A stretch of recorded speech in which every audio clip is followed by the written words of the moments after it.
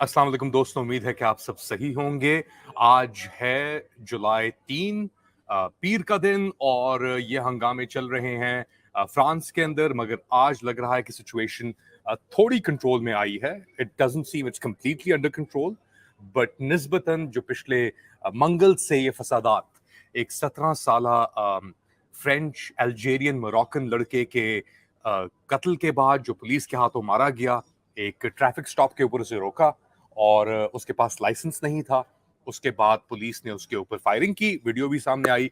और उस कत्ल के बाद ये हंगामे शुरू हुए, जहां पे दर्जनों की तादाद से प्रोटेस्टर सड़कों पे निकले पूरे फ्रांस में।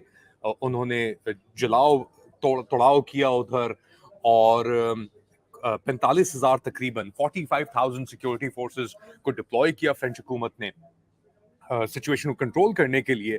मगर क्या सिचुएशन कंट्रोल में है, ये जानने के लिए वी आर जॉइंड बाय सारा लपीद। ये एक जर्नलिस्ट हैं फ्रांस के अंदर। Sarah, thank you so much for joining us. Now we can continue our interview in English.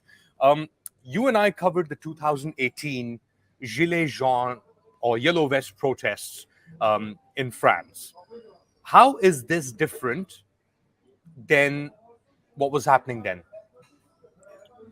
I would say the first difference is that the population protesting right now is different. The yellow vests were people mainly living outside of the big cities. That protest was first started because they had to because of the soaring of the price of gas, and so those are people who have to use their car a lot. So they felt like it was unfair for them to be to be to see that rise in the price of gas. Whereas right now the protest is led by younger people who live in suburban areas of the bigger cities like Paris, like Marseille and Lyon. Also, that the main difference too is that what sparked that protest right now. What's happening in France is because of the killing of a young man called Nahel, who was driving his car, got arrested by police, and then shot while he was trying to avoid being controlled by the police. So it's a different population, different cause of outrage, I would say.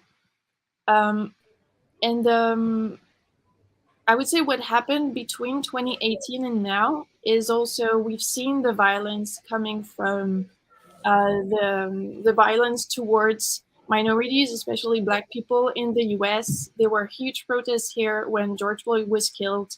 There was huge gathering on Place de la République, and so the French people have been marked by those images, and seeing this young man being killed, shot at gunpoint in his car, was definitely reminiscent of those events. It's interesting you mentioned that Sarah, the individual that was killed, the 17-year-old boy, Nahel. We saw the videos on Twitter of the police stopping him in a yellow Mercedes that he was driving. He didn't have any license or driving license or documents, and then he tries to speed away and he's killed. Is this something that normally happens in France? There are studies and news outlets that say that the number of shots towards moving vehicles have increased, and especially because of a 2017 law that was passed actually when Emmanuel Macron was elected president, that opened new situations and possibilities for police officers to open fire. So and there are also studies that show that those so the number of shots and officers firing has increased, and also those shots are 5 times more lethal. Sorry, it's triggered by a feeling of impunity in the police because some officers openly admit to covering, their colleagues when something goes wrong. And also, the Interior Minister Gérald Darmanin has been very, very supportive of of the police whenever something happens during protests. There's definitely support shown. So I would say there's an increase in the violence towards anybody who tries to escape the police. What is the role of racism in all of this? You said anyone who tries to escape the police, but people of a certain origin, for example, Algerian or Moroccan origin, are more likely to be reprimanded, right? Mm. Yeah, it's the police controls disproportionately target younger and people from the minorities. I don't have the exact numbers in mind, but um, it's called contrôle aux faciès, which means you're controlled based on how you look. It's definitely a phenomenon. It's been described by organizations like Human Rights Watch or Amnesty International. So yeah, definitely racism has something to do with what happened to Nahel. What about the role of Islamophobia?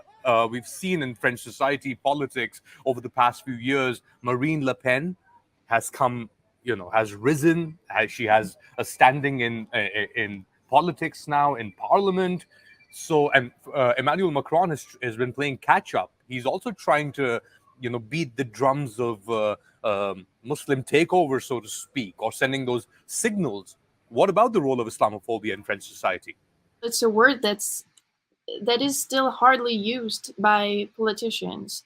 Islamophobia is a word that's merely used by the left, the far left, actually, and even recognizing that there's a form of racism that targets Muslim is a step that a lot of politicians aren't willing to make. And yeah, as you said, there's definitely some sort of back and forth between Macron and Le Pen because he's realized that he was like presenting himself as her best opponent during elections was his best way of winning because he by using her own terms by talking about immigration also having his interior minister Darmanin saying that even the far right was too lenient, was too lukewarm on immigration is definitely a tactics to then appear as the pragmatic person who deals with those issues with a lot of rationality, cannot be accused of hatred towards certain communities.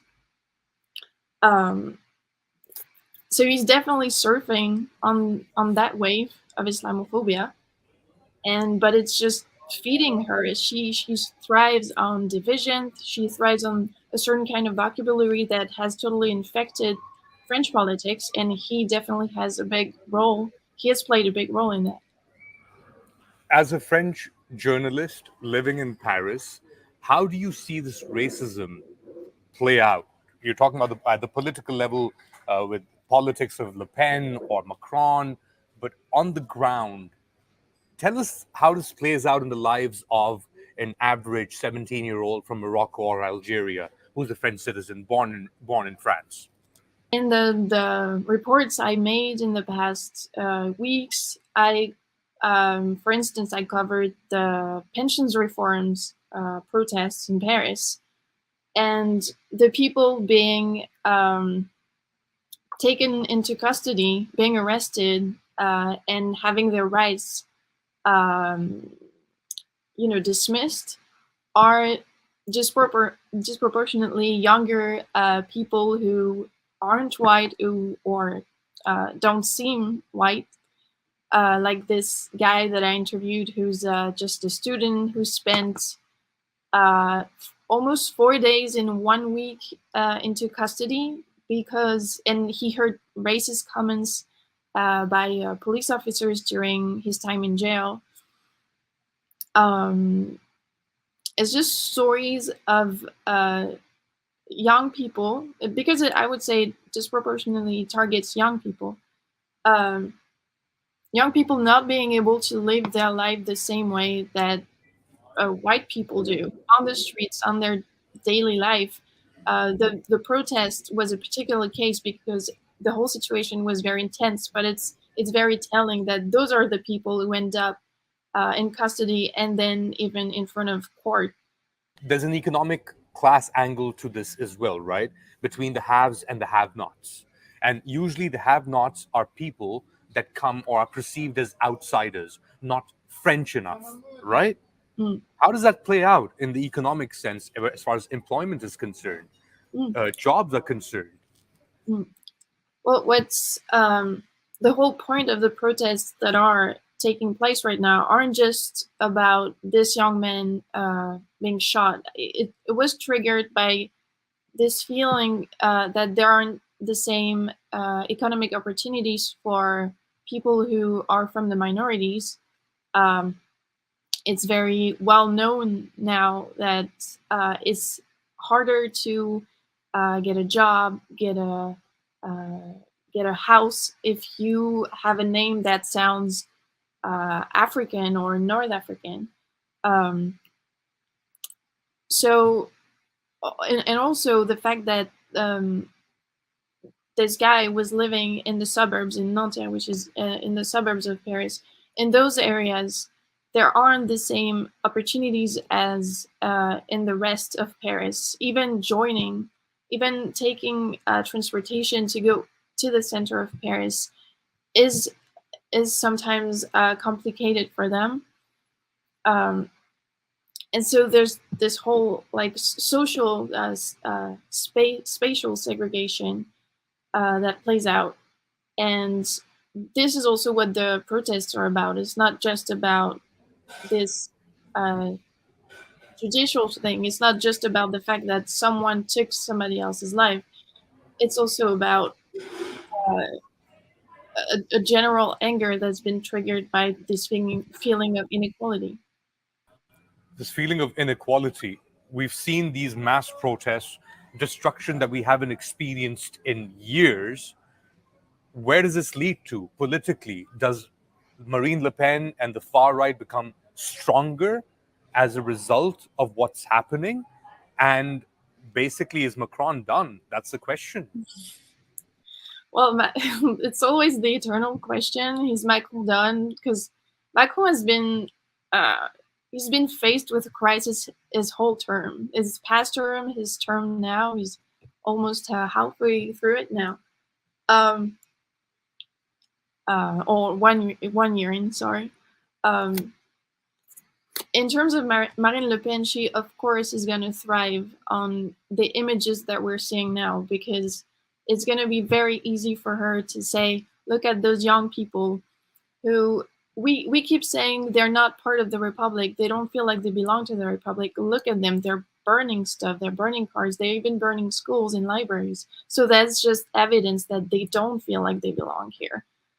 So far she's been pretty quiet, because I feel like she's probably looking, trying to, have a sense of the general opinion towards what's happening.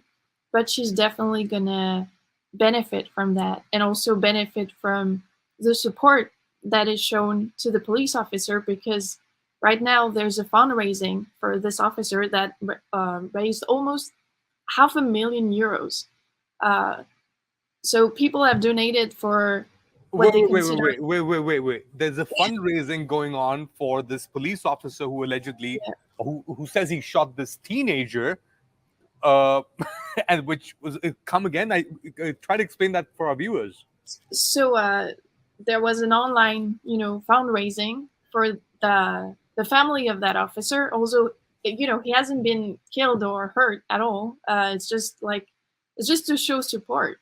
So is he in jail right now? Is he? Is there a legal process pending for him? What's going on there? He's gonna face an investigation, and I think he's been taken to jail in the meantime. And actually, the government has been pretty firm on qualifying what he did. He's probably gonna have like an exemplary punishment for what he did, because the video was pretty explicit. But yeah, people have raised €500,000 for him already, whereas the family of the man who was killed have raised, I think, around 60,000 euros so far. So it shows that their support for the police, for law and order, and that's what also the far right is all about. It's all about supporting them no matter what they do. That very securitarian vision of society. And as for Macron, I think he keeps having those stances, this image of a very pragmatic, kind of aloof head of state.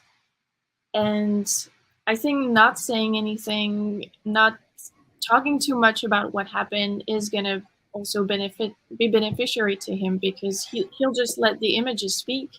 Well, we saw him dancing at an Elton John concert when all of this was okay. Just to wrap it all up, Sarah, is France turning into a police state, and are we seeing the beginning of something that will lead to further segregation, further denial of rights for minority groups?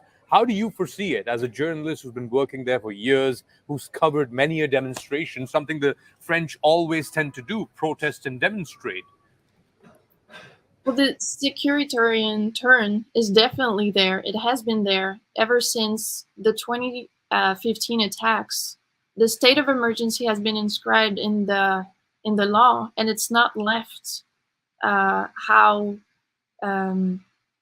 laws are voted. With the Olympic Games coming, the mass surveillance will be further allowed. I talked about that 2017 law on gun bearing already. So the answer always seems to be more repression, more police. Even the left calls for a proximity police in the suburban areas, whereas people who work there ask for more connection, for social work. It's the default response, to just ask for the police to also be the mediator between a part of the population and the government. And yeah, as a journalist, I'm not super optimistic towards what's going to happen with the situation right now, because I feel like the government's response has been to not say anything, and this cannot. I mean, it won't improve. It won't improve things to just stay quiet. And yeah, I didn't grow up in the suburbs, so I'm maybe not the best person to talk about it, but the problems that have emerged with those protests, they date at least back to 2005, when the same kind of thing happened, and Paris was on fire. The suburbs were on fire for days, if not weeks. So it's just history repeating itself, and I'm not really seeing any improvement in the meantime. It's fascinating just listening to you, and you talk about the suburbs and the city, and anyone who's been to Paris knows it's shaped. It's almost cyclical, with different layers that reach out as a ring. Suburbs are on the peripheries, and the center is where the power's at. Sarah LePen, thank you so much for this. We will definitely come back to you in the days ahead if this continues, if this violence continues. But it's quite an eye-opening. Your revelations have definitely been eye-opening, and so have the protests. Thanks again. जैसा आपने सुना सारा लपीत से, जो journalist हैं वहाँ पे, और बता रही हैं कि उनको नहीं लगता कि ये सिचुएशन इम्प्रूव होगी, क्योंकि जो एलीट कॉम्पैक्ट है या जो रूलर्स हैं انہوں نے پرواہ کرنا چھوڑ دیا ہے. ان کو یہ احساس ہو گیا کہ جی جو ان کا بیس ہے, جو گورا یا سفید بیس ہے ان کا, وہ اگر یہ چیزیں دیکھ رہے ہیں تو ان کے فائدے میں ہے. اگر وہ دیکھ رہے ہیں تشدد وہاں پہ ان لوگوں کے ساتھ جو الجیریا سے ہیں, موراکو سے ہیں, اور تو ان کے لیے فائدہ ہے, اور وہ ایک سٹیٹس میں چلے گئے ہیں. ان کی بیسکلی کچھ کرنا نہیں چاہ رہے. اس سے ہمارے لیے سبق بھی ہیں. ہم پاکستان میں بھی دیکھ رہے ہیں کیا ہو رہا ہے, بیسکلی سچویشن کیسی چل رہی ہے. بٹ اگین اپنے کامنٹس اور سجیشنز آپ بھیجتے رہیں. اس ایپیسوڈ کے بارے میں بھی ہم بتائیں کہ آپ کو کیسا لگا, اور انشاءاللہ آپ